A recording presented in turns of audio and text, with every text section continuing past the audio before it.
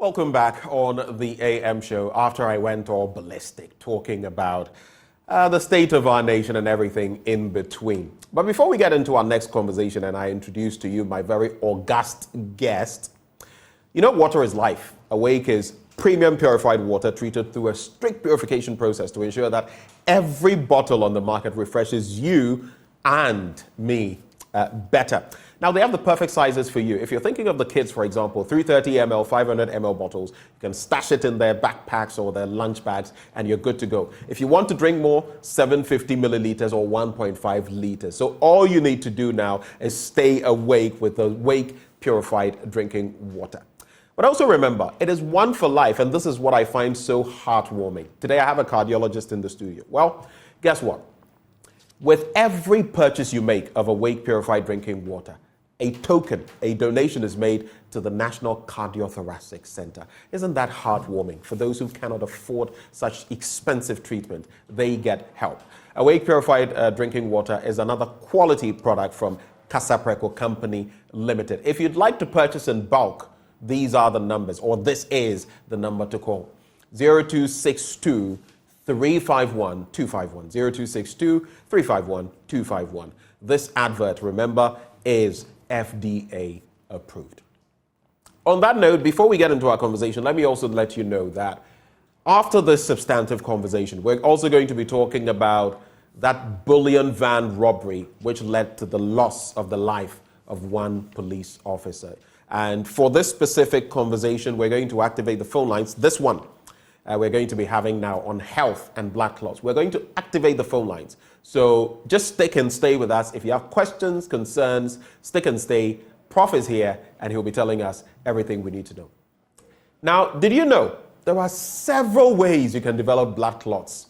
It could be in the legs, your pelvis, that's a no-go area, your liver veins, arms and heart. And it becomes particularly problematic if it gets into your brain. It could be disastrous. Well, joining us for a conversation on all of these matters, blood clots, what they are, how they form, what we can do, we have Professor Joseph Akama. He's a cardiologist, former head of cardiology, University of Ghana Medical School. It's my first time meeting him like this, and I'm a bit awestruck. Prof. Good morning. Thank you for coming. Well done and excellent work you've been doing here. And I want to thank Joy TV for making this possible. And good morning to your cherished viewers and listeners. Thanks so much for making the time. So blood clots, oftentimes you would hear, recently there was a bit of a disaster in a certain church. There was a little bit of a fight and, you know, a struggle over a phone charger. These things you don't expect. And there was a push of one of them. I think a head hit either the wall or a stair, one of the stairs. And that was it. You know, those you're fully aware, could result in internal bleeding, and if not dealt with properly. And the other person, unfortunately, now, you know, facing the full rigors of the law. These are little things that happen every now and then. But even before we get into the thrust of that, I just want your quick take on this. Yes. It's raining this morning. Yes. The floods are here again, and people are even losing their lives. Any quick thoughts on that before we start on the front of blood clots? Well, I think it's a national problem. And the global warming scenario is real. So I think for our weather, we can't stop the weather from happening. I mean, the rains have to come. But we as human beings have to be prepared to mitigate all the outcomes. So one of the areas that we still have to look at is the gutters, our building codes. The building codes have been talked about every so often, that if we don't take care, we're just creating problems that will never be taken away, because the more the population increases, the more the need for housing. And until we really sit down and say, you wouldn't build here, you would not build here, and create very large gutters, because the gutters we're having now are not able to cater. This morning, we were talking about the mechanisms in place when even government constructs roads and the sewage systems, gutter systems. I mean, look at them, uncovered and all of that, so small. Exactly. How will our streets not flood? Exactly. Some of our streets, when it rains, if you use the Okponglo stretch, coming towards the Ghana Standards Authority, it could be hell for you. Yes. So I think, I'm not sure whether the highway authority and then the authorities involved in road construction have moved away from the colonial years where the population was small and so the roads were small and those gutters could take care of the water. Right. These days, the population has larger, increased. the roads are bigger, so the road is able to collect a large amount of water. So for it to run, it needs a bigger and deeper gutter that is well taken care of. The other area that we should look at is the construction of underpasses and then ways to let the water, direct the water to a large collection, either stream or big gutters as we call them, so that they can be the because if you have an area where there's no water being directed to a source that can collect the water away, it's going to stagnate. And water stagnating will just back off to the other areas involving the road. Water will always find a way. Yes, exactly. If you block this route, it will find another route. Unless you give it a route that has a destination, Exactly. it will find a way. So we have quite a lot of these big gutters. They are streams, but they are big gutters. So if they can drench them and make them accessible to the gutters, then those will now send the water to the sea. That way we can mitigate. Otherwise, it's going to be a perennial problem. And unfortunately, lives are going to be lost. Yes. It's a really sad situation, but here we are again. The rains are upon us, and we're still talking about Exactly. we will do. Exactly. Between the last rainy season and now. And the bigger rainy season is a few months away. So we are not yet... Though it will be shorter, Right. it's more severe. Yes. The meteorological agency has told us. And only God knows what will happen when that comes. And I think the authorities involved are preparing to mitigate. I'm pretty sure NADMO and its organizations will start getting ready with all kinds of materials to help people who are going to be affected. Right. And especially they should earmark areas where the flood is going to be really a problem and start warning people ahead of time. Yes. Let's now come back to our substantive conversation on blood clots. Yes. I remember the basic science I have read from way back, the fact that if you get a cut, your blood coagulates so that you don't bleed out. Yes. So that it can form a clot to prevent further bleeding, even when you get a prick. I have known my sickling status over time, but recently we're encouraging more people to check their sickle cell status. Right. So I went and just checked again, confirmed they'll prick you. If there's no coagulation, then you will continue bleeding. Yes. But that is how our bodies are naturally wired. Exactly. But blood clots too can be deadly. Let's talk about what blood clots are in themselves. Right. If there are different types, what there are, and where they can form. Okay. I'm impressed for a lawyer having this knowledge of medicine. I'm not a lawyer yet, but I have a background. A lawyer to be, having this background knowledge, I'm impressed. I read biology and say, yes. So naturally, the body has a way of defending us. Right. And one of the simplest defense mechanism is to prevent you from bleeding. So the body has a mechanism that when you cut yourself accidentally or intentionally, it will come in and shut down the place so that you don't bleed and lose your blood. Also, it creates a barrier so that infections do not get into your body. So it's a really robust way of preventing things from happening to you. And as we sit, the two of us, we clot and we break them. So there is a mechanism where there is clot formation and the body naturally will break the clots. So there's a homeostasis, it's called a balance, where the clots and then the breaking down of those clots is equalized so that the blood will continue flowing. In sickle cell patients you mentioned, sometimes they clog up, the blood cells are not normal, so they clog up the arteries and they can cause a problem. But what we're talking about is when the clotting scenario outweighs your ability to break down the clot. So when you have a cut, you want the clotting scenario to be higher, so it will seal the place. But when you have within your body, the clotting ability of your blood is higher than your ability to break down the clot, then you have a situation where you form clots. So there are two types, basically. There's the arterial, you remember we have the arteries and then the veins. The arterial clots and then the vein clots. The arterial clots are rare, but most often are due to cholesterol buildup in the artery. So an example would be a stroke or a heart attack. So those are types of clots in the arterial system, but you're usually needles of cholesterol that built up and broke, and then suddenly a clot forms in the artery. This is not what we're talking about. Today, we want to focus on the venous clot, the vein where the veins collect blood back to the heart.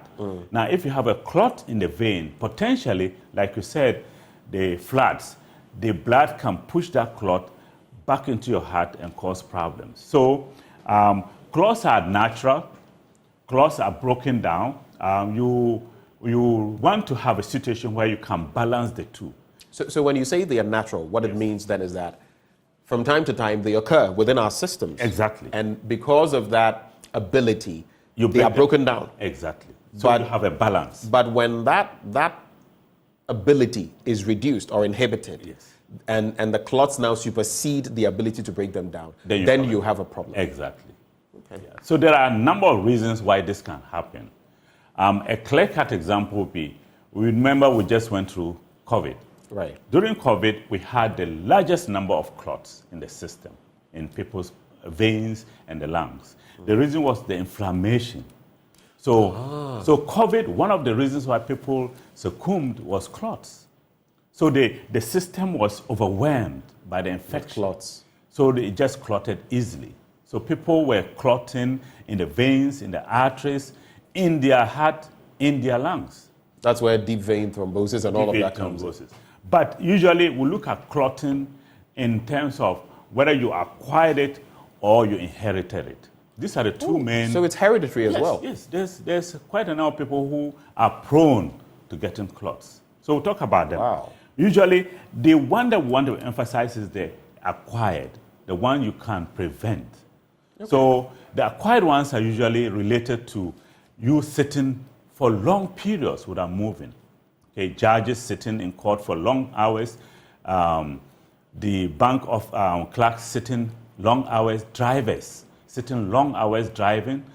Those without taking time to stand, move around a bit. Exactly. So you're predisposing yourself. So you bend your knee and the blood is staying there. And maybe you've also kinked that vein. So the blood stays there too long. And when you keep blood in a bowl, what happens? It will clot. So similarly, if the blood stays in that pool of vein for too long, it will clot. Prof, no wonder I've never liked sedentary jobs where you're sitting. So you all like the time. To move. I like to move. That is the best thing. And so most people are now getting to know that it's better to move every 2 hours. And drivers, when you're going long distance, they should stop every 2 to 3 hours and move around a little bit and continue. Another risk factor is obesity. People who are obese are prone to getting clots. So if you're obese and you sit a lot, you can get a clot. Then, how about those who are diabetic? Diabetics, in a different way, it's a long route, but they are also prone. So we look at it in terms of 3 factors. And now there's a 4th factor, which I'll talk about, related to the inflammation. So the 3 factors will be damage to the lining of the vein. Okay? So if there's something that damages the lining, like car accident, broken leg, you damage your vein, you can get a clot. Another one is immobility, and just sitting down too long. So immobility. And the last one is a situation where your blood can easily clot, so hypercoagulable states. So if you have those 3, the chance of getting a clot is very, very high.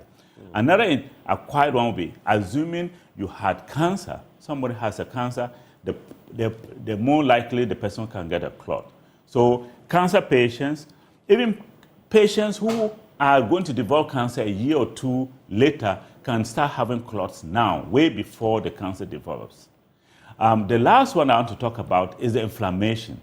So inflammation predisposes people to clot. That's why during COVID we saw a lot of patients with clots. So if your body is inflamed, from an infection or due to some connective tissue disease or any other problem, you can easily get a clot. So having talked about this, the biggest one, when you mentioned the accident in the church, it was unfortunate. Maybe the person bled or something like that. But accidents are one of the biggest causes of clots in this country. You know, we have a lot of road traffic accidents. Yeah. So when the person breaks a limb, for instance, the trauma to the body, then trauma to the body, you have damaged the vein, your ability to clot increases because it's a natural response, and you're lying down. So you create those three scenarios. You damage the vein, you're lying down, you're not moving because your limb is broken. And then also, when you have trauma, the red cells, the platelets are very aggressive. So you have... they are trying to resolve the situation. So you've tipped yourself towards clotting, and then you're not moving. So a young man will get a road traffic accident, break his leg, and then 3 days later he's gone. And they say, oh, the witch caught him. No. It's likely that person broke the leg, he couldn't get it fixed quickly and move, he stayed there, got a clot in the vein, and it breaks off, goes to his lung, and then that is it, sudden death. And that is very unfortunate. So having said this, the heritable ones are very rare, okay? But we see quite a number where people have genes that are passed on from generation to generation. And the whole group is called thrombophilia, Right.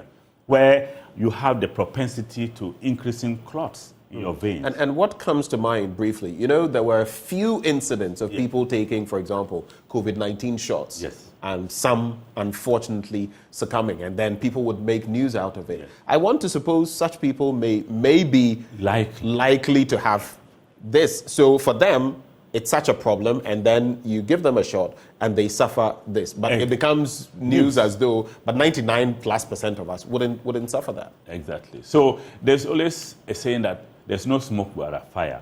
So if somebody gets a clot, why did he get a clot? So we always want to answer that question. If we think that you got a clot because you've been sitting long hours, drivers, bankers, then we'll advise you accordingly. But most often, you've been sitting for years. Why suddenly did you get a clot at this time? So that raises questions. So we start searching. Or a young person, a lady starts to take estrogen. You know, they take estrogen for contraception. It predisposes to clots. Oh, wow. But it maybe, does? yes, it does. So maybe the person is already predisposed to getting a clot. Then she took the estrogen for contraception. So it enhanced it, made it worse. Or just naturally, the estrogen enhanced the clot. So anytime somebody gets a clot in the vein, we want to dig and find out why. That will tell us how long you should treat the patient, whether you should screen the family, to tell the other family members whether they are... Look out for this. Exactly. Because fibroids, for example, that too can run in... I know people where, in a family, mother, daughters... Yes, I said father. Mother, daughters, and all of that. Fibroids, yes. So fibroids, in a way... I don't know. In a way, is not hereditary, but it's been seen in a lot of blacks. So for some reason, we're getting a lot of young ladies having fibroids. I have personal friends, a number of them. And it's unfortunate. We're still doing the research to find out why, but it happens so early and it prevents them from getting babies. Yeah. But the reason why this is important is fibroids not only prevent you from getting babies, but it can also cause clots by pressing down on the veins in the pelvis. So you remember I said if there's blood stain in one location, it can clot.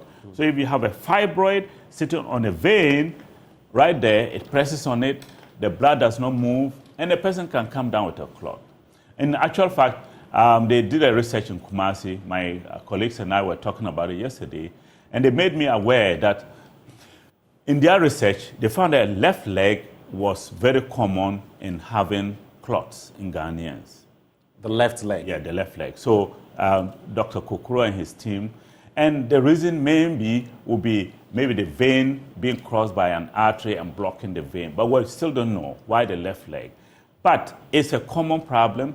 Dr. Doku and his team at Kolebu have done a national program that is helping people get aware and also to teach doctors how to come out with ways of detecting these clots. Right. So it's a bit of a specialized area, but general practitioners also have some knowledge of it. But Exactly. but let me ask this: you can clot in your arms, your legs, the veins in your liver, your lungs, which can be pretty dangerous, your heart, and then there is the one you want to avoid when a clot manages to get into your brain. Walk us through what these different clots mean and the most dangerous ones that can result in a fatality. Right. So no clot is to be taken for light, okay? All clots are dangerous. Okay. But like you said, there are some that when they go to the essential organs can cause real serious problems. So when you talk about clots going to the brain, there are two types. Basically, there's the arterial form that can form from cholesterol breakout in the arteries to the brain. When you have cholesterol forming there and it flakes off, the system can attack it and form a clot that can go to the brain and then block the artery. And the brain has no room. So just a second. It's forming there, and then your immune system or your cells attack it to prevent it from... To cause more clots. Right, so they bond with it, and then it becomes bigger. Bigger. Wow. Because, the body attacks foreign material. Exactly. So when the cholesterol breaks on the wall of the artery, your body tries to seal it, to attack it literally, to seal it by forming a clot. Just like the way when you cut your skin, the body forms a clot. But unfortunately, when it does that, it is in an essential blood flow system. So that clot can break off and travel distally. When it moves down, further down the stream, it blocks the artery. It's a similar problem within the heart that leads to heart attack. So these are the common ways we get strokes. But in Ghana, most of the strokes are due to hypertension. Hypertension can cause vasospasm, can cause clots within the brain, and when the blood pressure is very high, and then also it can break and cause a bleed in the brain. Now, you can also form a clot in the venous system that can move to the left side through the heart if the person has a hole in the heart. So if you have a hole in the heart, you can have a tiny clot. If you didn't have a hole in the heart, it might go to your lung and you might not feel it. But if that hole in the heart allows that clot to move from the right side of the heart to the left side, it can travel to your brain. So that can cause a stroke. Now, if a patient unfortunately has a clot in the leg, okay, and is large enough, what happens is it can move, it can migrate. A process called embolization. So embolization, it moves from one end to another end. And where is the target? The heart.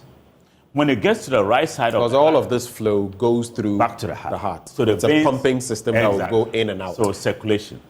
So when it gets to the heart has to pump it out. And where does it go to? To the lung. So when you have a large clot, say about my finger big, it can block the blood supply to your lungs, and that can cause sudden death.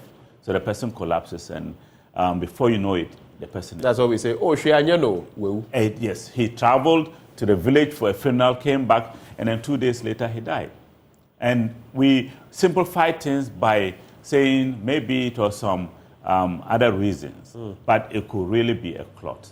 So you've started talking about embolization. Yes. There's a pulmonary embolism. Yes. Tell us about the different angles to this and what it really means. So pulmonary embolism mainly means there is a clot that came from somewhere and landed in the lung. Okay. So the lungs are our essential system that gives us oxygen. So if there is a blockage in one of the veins, that means you're not going to get oxygen. If there's a blockage in the whole arterial system, then you can't get any blood supply to the heart and then the body, and then the person will collapse. So pulmonary embolism, it's a sign of a clot elsewhere. The clot doesn't happen within the lung. Rarely, we have few conditions where there can be clots within the lung arterial system. But most often, it happens elsewhere, and it will migrate by the process of embolization. So when the person has a clot in the lung, in the leg, say right leg or left leg, and that clot breaks off and migrates to the right heart, it can then move to the lung. And when that happens, there are a series of events that will occur. One is, it is not big enough, your body can take care of it. You might not even know. The second one is, it's large enough, and it blocks a segment of the lung. You start having chest pain, shortness of breath.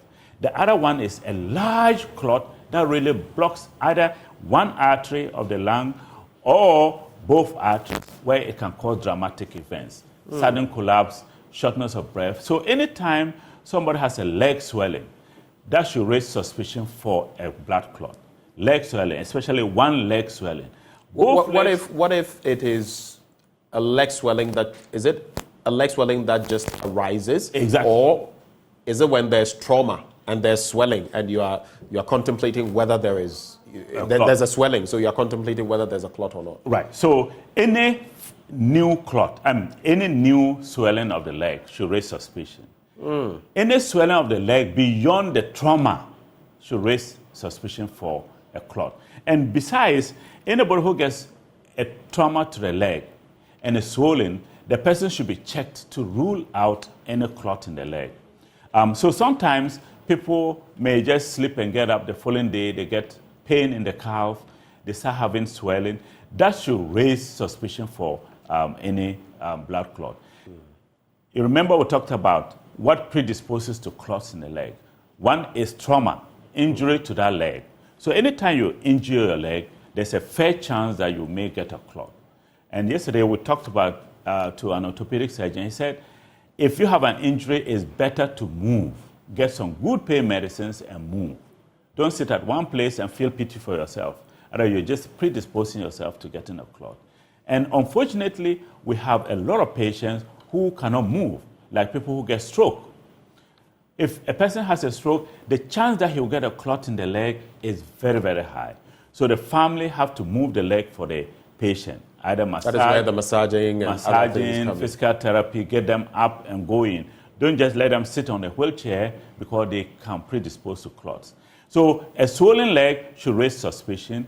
A warm, swollen leg should raise suspicion.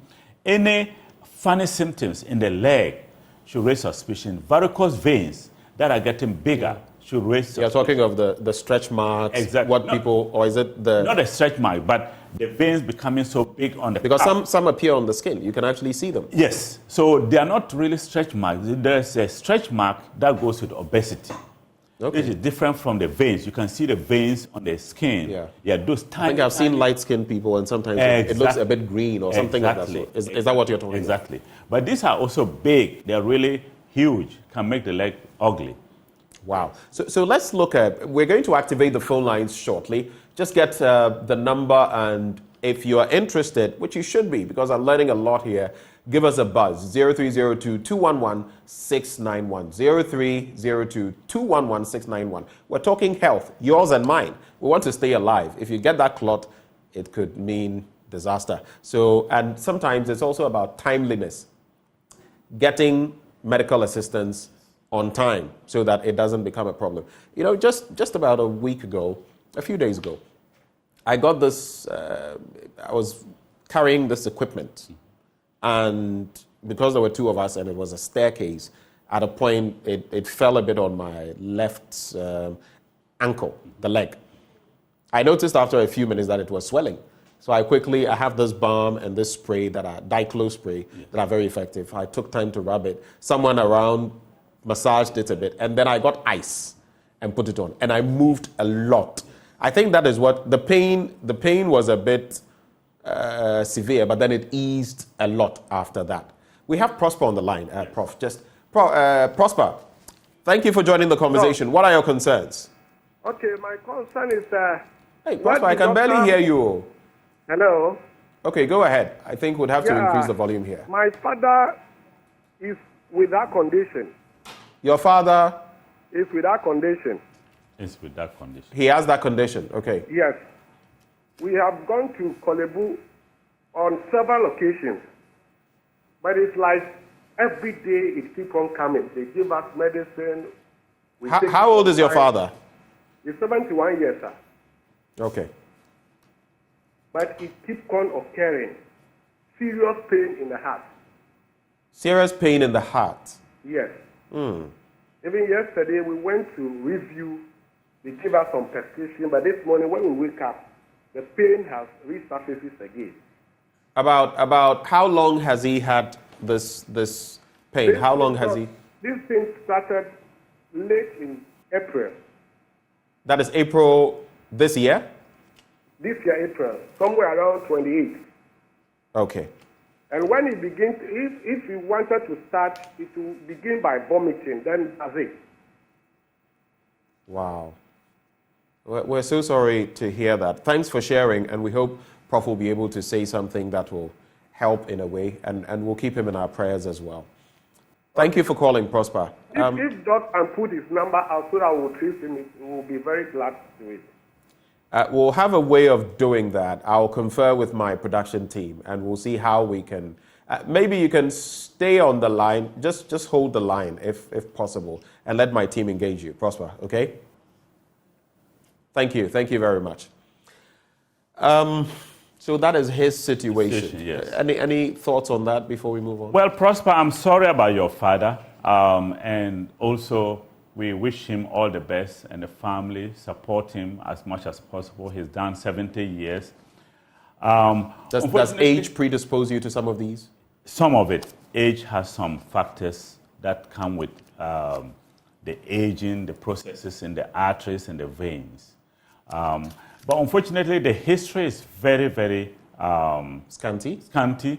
That I can't tell you offhand what exactly is going on. We don't know whether he has other Clots. ailments Exactly. that could even be causing this. Or are we dealing with the blockage from cholesterol rather than a clot? So sometimes when you go to the doctor, they'll say there's a clot, but really mean a blockage, which takes years to form in the arteries. And that's probably what is having, especially when there's a blockage in the arteries that supply the heart. It causes chest pain called angina. Yeah. And angina can be so severe and can lead to heart attack. And heart attacks can present like the way his father is presenting, vomiting and then chest pain and shortness of breath. So it's difficult to know. So Prosper, I would like to talk to you about your dad. We'll talk about it later on. But having said that, whilst we're still waiting for more people to come, there are ways of dealing with clots. Okay, so we could deal with prevention, management, and then what should we look forward in the future. So prevention is key if you want to prevent yourself from getting clots. Okay. You talked about moving. Yes. Let's talk about, Joel has joined the conversation from Cape Coast. Joel, thank you for joining the conversation. What are your concerns? Yeah, good morning, and thanks to Prof for the education. Please, I want to find out, is clotting related to muscle pull? Maybe somebody easily gets muscle pull. Is it related to it? So you're talking of cramps generally? Yes, please. Cramps, okay. Yeah. Thank you, Joel, for the question. Okay, thank you. All right, thank you. All right, thank you. So muscle pull can predispose to clots, but clotting does not cause muscle pull. Muscle pull is basically the muscle getting into a state of lack of oxygen, or you suddenly stretch it without preparing yourself. Normally they say... It's like working out and you don't do a warm-up and you just go straight. Just go straight, you cause trouble. So there is a difference between muscle trauma and tear than muscle pull. Muscle pull is suddenly the muscle comes together and with a very strong contraction that can cause pain. And that could be because of lack of oxygen. There's a lot of mechanisms, but basically it is due to that.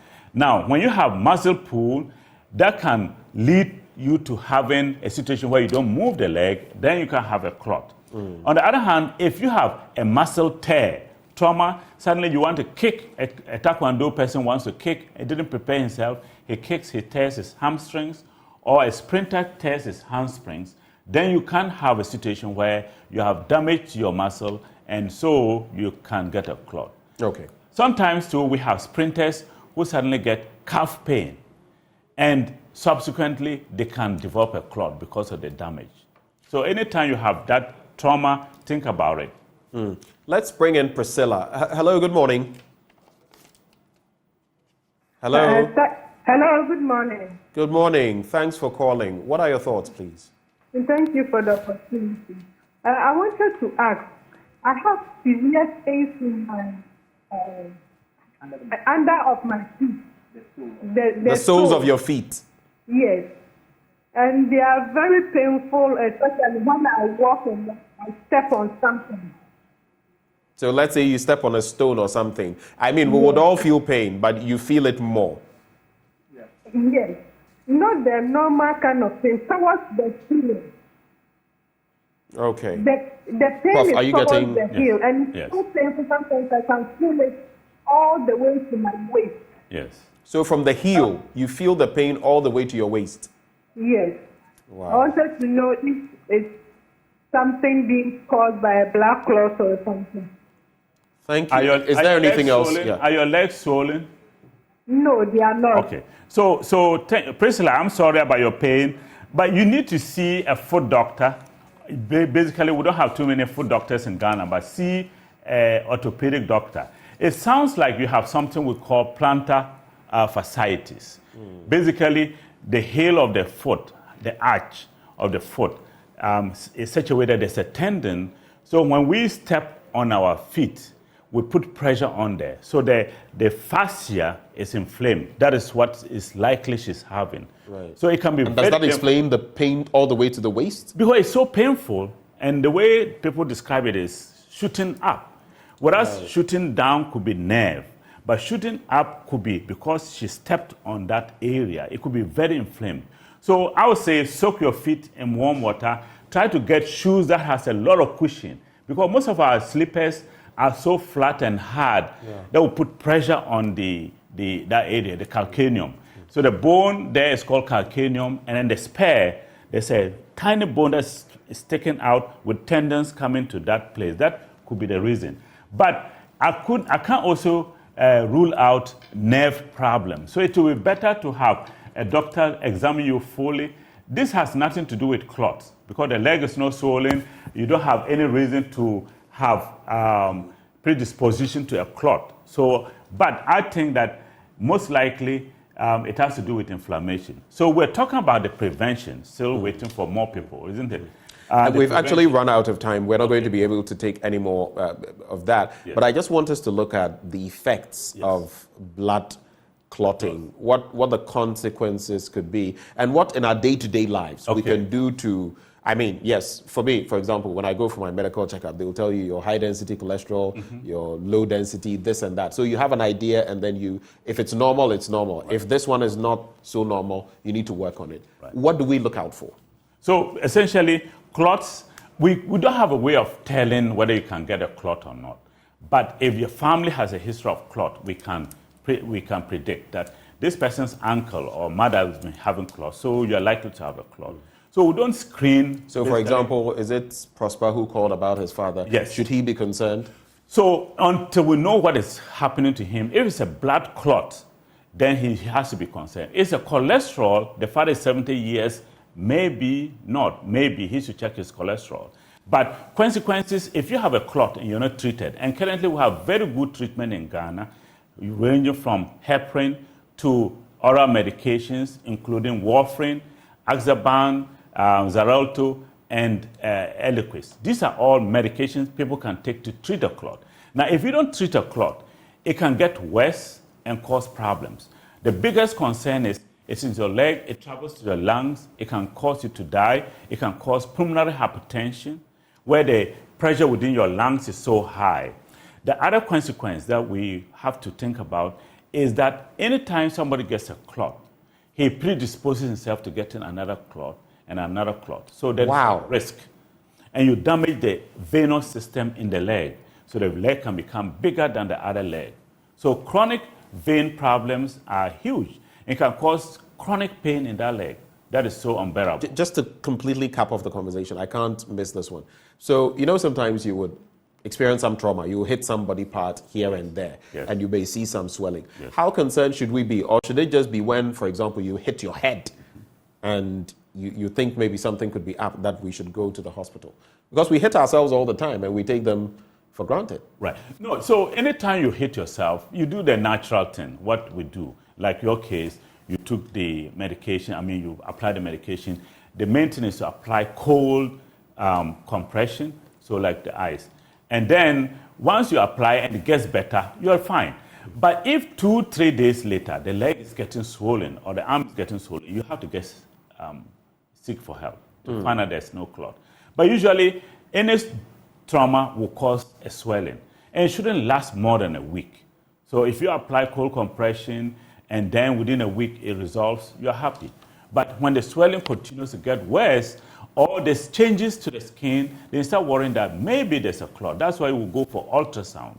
So the ultrasound will tell if the leg swelling is due to a clot or other reasons. So the ultrasound technologists will take the vein, they will go through the veins and see if there's a clot. If there's a blood clot, it will tell us it's a fresh clot or it's an old clot. And then you need treatment for that. I suppose moving forward, we may have to organize more of these so that we can get even more education. Joining the conversation, Professor Joseph Akama, cardiologist, former head of cardiology at the University of Ghana Medical School. He joined us for this conversation on clots. Hopefully, you've learned something. Stay with us. We'll be returning with more on the AM show. We'll be right back. Thank you.